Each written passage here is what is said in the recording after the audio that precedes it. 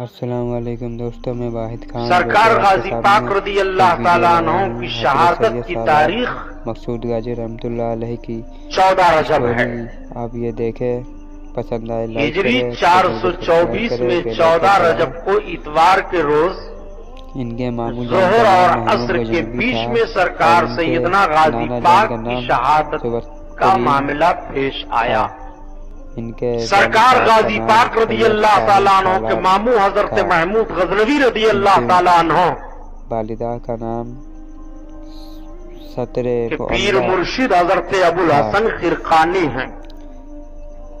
سید سالار اس دور کی یہ بزرگان دین ہیں۔ مرید سکندر دیوانہ حضرت ابو الحسن خرقانی رضی اللہ تعالیٰ عنہ بڑے عظیم الشان بزرگ ہیں، لیکن یہ مسلکن حنفی تھے۔ انہوں نے شہادت کا جام کیا۔ حضرت محمود غزنوی رضی اللہ تعالیٰ عنہ بھی حضرت امام اعظم ابو حنیفہ کے مقلد تھے۔ اب یہیں سے بات ثابت ہو گئی کہ سرکار غازی پاک رضی اللہ تعالیٰ عنہ حضرت امام اعظم ابو حنیفہ رحمت اللہ تعالیٰ علیہ کے مقلد تھے، حنفی تھے۔ سرکار غازی پاک رضی اللہ تعالیٰ عنہ کی پیدائش ہندوستان ہی میں ہوئی ہے۔ ہندوستان میں اجمیر شریف کی سرزمین پر آپ کی ولادت بسعادت ہوئی۔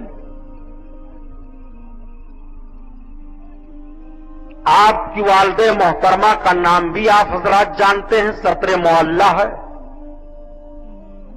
آپ کے والد گرامی کا مزار شریف بارہ بنکی سترک چوراہے کے پورب جانب ہے۔ آپ کے والد گرامی کا نام حضرت محمد سالار ساہو ہے۔ آپ کئی جنگوں میں فتح حاصل کر کے آئے، فوج کے سپہ سالار تھے حضرت محمود غزنوی کے۔ حضرت محمود غزنوی نے آپ کے تقوی، طہارت، تقدس اور فتح و کامرانی بہادری کو ملاحظہ فرمایا تو اپنی بہن حضرت سطر معلّہ کا نکاح آپ کے ساتھ کر دیا۔ سرکار غازی پاک رضی اللہ تعالیٰ عنہ کی ولادت بسعادت ہوئی تو بہت خوشیاں منائی گئیں۔ مورخوں نے یہاں تک تحریر کیا ہے کہ جب حضرت محمود غزنوی کو پتہ چلا تو آپ 9 دسترخوان مٹھائیاں منگا کر کے اور اس کو لوگوں میں تقسیم کرواتے ہیں۔ سرکار غازی پاک کے والد گرامی نے بہت خیرات کیا۔ والدہ نے غریبوں اور فقیروں کو بہت خیرات کیا، کپڑے پہنائے، مٹھائیاں کھلائی گئیں، کھانے کا انتظام کیا گیا، خیرات تقسیم کی گئی، داد و دہش کا بہت دروازہ کھولا گیا۔ اس طرح سے سرکار غازی پاک کی ولادت پاک پر خوشی کا معاملہ سامنے آیا۔ بڑے لاڈ و پیار میں حضرت غازی پاک کی پرورش ہوتی ہے۔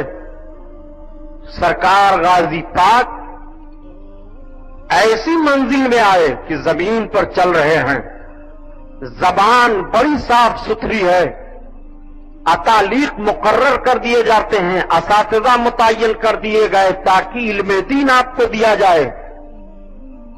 7 برس کی عمر شریف ہوتے ہوتے سرکار غازی پاک علم دین بھی حاصل کر لیتے ہیں اور اس کے ساتھ ساتھ فن سپاہگری آپ حاصل کرنا شروع کر دیتے ہیں۔ فن سپاہگری میں جیسے گھوڑے پر تیز رفتار میں گھوڑا ہو، دوڑ کر کے چڑھنا، گھوڑے پر چڑھ کر کے دشمن کے مقابلے میں تلوار کیسے چلائی جاتی ہے یہ ہنر،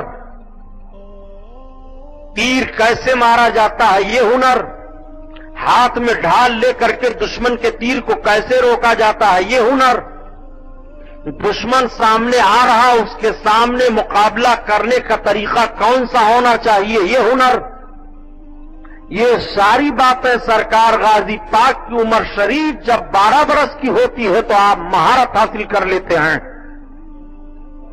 سرکار غازی پاک رضی اللہ تعالیٰ عنہ کو فوج کی کمانڈری دے دی گئی۔ سرکار غازی پاک فوج کے کمانڈر ہو گئے۔ कई मामलों में आपने मरहले को सर किया। फतह कामरानी से हम किनार हुए, मामूल पेशानी का बोसा ले लिया, लेकिन हर दौर में हुनरमंदों और अच्छों के हासिद रहे हैं। सरकार गाजी पाक रज़ी अल्लाह ताला अन्हो से भी मुखालिफ थे लोग। क्यों मुखालिफ थे? गजनी सल्तनत का ताजदार हजरत महमूद गजनवी अपने भांजे को बहुत चाह रहे हैं, इतनी इज्जत देते हैं कि मसूद दरबार में आ गए तो मामू खड़े हो जा रहे हैं। सल्तनत के ताल्लुक से कुछ मशवरा लिया जा रहा है तो मसूद का मशवरा लिया जा रहा है। फौजों को भेजने का मामला सामने आ रहा है तो सरकार गाजी पाक से बगैर मशवरा लिए हुए फौजें भेजी नहीं जा रही है। हजरत मसूद गाजी रज़ी अल्लाह ताला अन्हु को आपने अपने खेमे में बुलाया। मसूद, एक बात ये बताओ, सोमनाथ का किला तो फतह हो गया, सबसे बड़ा बुत निकाला गया है, माले गनीमत में आया है। कुछ लोग कह रहे हैं कि इसके एवज में सोना चांदी देने के लिए हीरे जवाहरात जब तैयार हैं यहां के लोग तो बुतों ने दे दिया जाए। आप क्या कहते हो, बुत दे दिया जाए कि तोड़ दिया जाए? मामू जान, जब तारीख मुरत्तब होगी तो आपकी 2 तारीख मुरत्तब होगी। अगर आपने हीरे जवाहर सोने चांदी के एवज में इस बुत को छोड़ दिया तो तारीख मुरत्तब की जाएगी। महमूद गजनवी हिंदुस्तान में बुत फरोश आया था और अगर आपने इसे तोड़ दिया तो तारीख मुरत्तब की जाएगी कि महमूद गजनवी हिंदुस्तान में बुत शिकन आया था। बुत शिकन बनना चाहते हो तो आपको इख्तियार है और बुत फरोश बनना चाहते हो तो आपको इख्तियार है। इतना सुनना था कि हजरत महमूद गजनवी अपनी तलवार को फजा में लहराया और लहराते हुए मारा बुत की गर्दन पर, बुत तोड़ पड़ा और फरमाया, मसूद, महमूद दुनिया से बुत शिकन बन करके जाना चाहता है, बुत फरोश बन करके नहीं जाना चाहता है।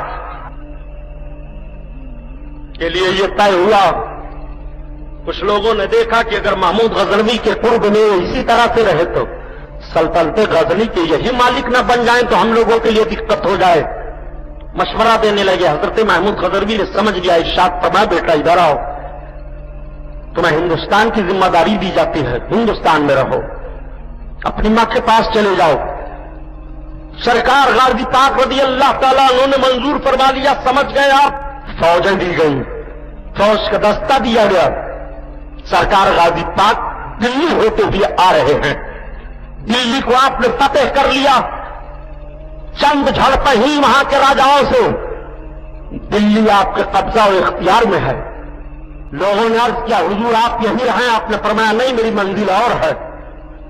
कन्नौज होते हुए सरकार गाजी पाक बढ़ रहे हैं आगे। रास्ते में कई मार्के सामने आए। सरकार गाजी पाक रज़ी अल्लाह ताला अन्हु बहराइच शरीफ की सरजमीन पर तशरीफ फरमा हो गए। सरकार गाजी पाक रज़ी अल्लाह ताला अन्हु की शहादत का मामला पेश आया। मुर्रखीन का तबका इस जानिब जाता है कि करीब 6 बरस तक सरकार गाजी पाक ने जंग की है। 18 बरस से उम्र आपकी थोड़ी सी आगे बढ़ी थी।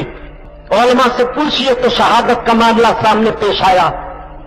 18 बरस के सरकार गाजी पाक हैं, फौज हाथ में है, सारा मामला है, धोखा दिया। ये शरफुद्दीन याह्या मुनीर रहमतुल्लाह अलैह का जुमला है। ये सलार मसूद गाजी रहमतुल्लाह अलैह जब चाहें जहां चाहें अपने चाहने वालों को नवाजते। जो भी जाए कम अज कम आधा घंटा दरबार के ऊपर रुके। ये अशरफ जहांगीर सिमनानी रहमतुल्लाह ने फरमाया। और सबको बता दीजिए कि आधा घंटा सलार मसूद गाजी रहमतुल्लाह अलैह की कब्र अनवर के करीब जरूर रुके, पढ़ता रहे। कहते हैं इसलिए कि वहां इतने दौरानिए के अंदर सैयदना हजरत खदिर अलैहिस्सलाम जरूर हाजिरी देते हैं।